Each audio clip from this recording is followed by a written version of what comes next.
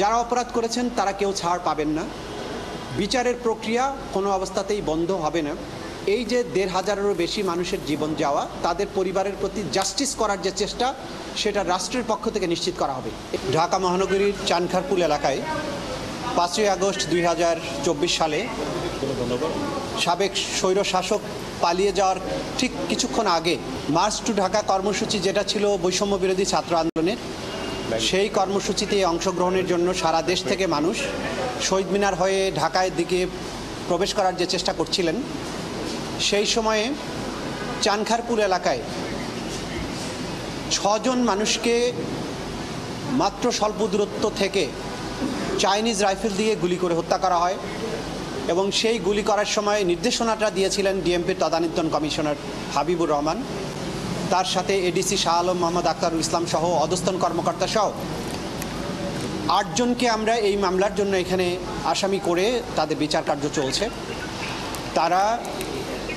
তাদের মধ্যে যাদের কমান্ড রেসপন্সিবিলিটি ছিল তারা অর্ডার দিয়েছেন এবং বাকিরা সরাসরি চাইনিজ রাইফেল এবং এসএমজি দিয়ে গুলি করে ছাত্রদেরকে হত্যা করেছেন। এই হত্যাকাণ্ডটা সংঘটিত হয়েছিল সারা দেশব্যাপী পরিচালিত যে ওয়াইড স্প্রেড এবং সিস্টেম্যাটিক আঘাত ছিল সাধারণ জনগণের উপরে, সেটার অংশ হিসাবে। এটা কোনো বিচ্ছিন্ন ঘটনা ছিল না। এবং যারা আক্রমণকারী ছিলেন তারা প্রত্যেকেই জানতেন যে এই আঘাতটা সারা দেশব্যাপী যেভাবে পরিচালিত হচ্ছে তারাও সেভাবে পরিচালিত করেছেন এবং এটা ছিল নিরস্ত্র সাধারণ ছাত্রদের হত্যা করার চেষ্টা। আজকে এই মামলার সূচনা বক্তব্যের মাধ্যমে সাক্ষ্য গ্রহণ শুরু হয়েছে।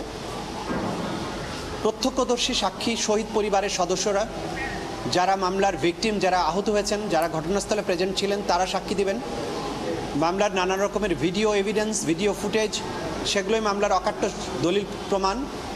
এর বাইরে ডিএমপির কমিশনের ওয়্যারলেসের মাধ্যমে অধস্তন অফিসারদেরকে কিভাবে চাইনিজ রাইফেল ব্যবহার করে বিক্ষোভকারীদের গুলি করে হত্যা করার নির্দেশ দিয়েছিলেন, সেগুলো আমরা জব্দ করে আদালতে উপস্থাপন করেছি।